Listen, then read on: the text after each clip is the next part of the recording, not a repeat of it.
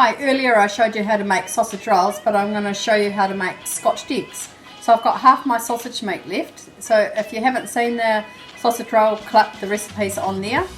So I've got 5 boiled eggs here, and I'm just going to use the rest of my egg wash that was left over and dip my eggs, and then I'm going to roll them in flour and then get the sausage meat and squish it around the egg. Whoops, without trying to destroy the egg. So you make a nice round ball, push it all in and cover the egg, a bit like a cricket ball. And then I've got some breadcrumbs and seeds, just a mixture. You can put whatever you like in your breadcrumbs. You can put some herbs and things, but I've just put a few seeds in there, and then I'm going to pop that on my tray. So I've just got scotched eggs on a greased tray, and I'm going to pop them in the oven for about 20 minutes.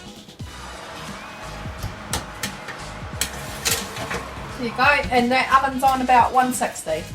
Right, they're ready now. They've been in the oven for about 25 minutes. That's our scotched eggs.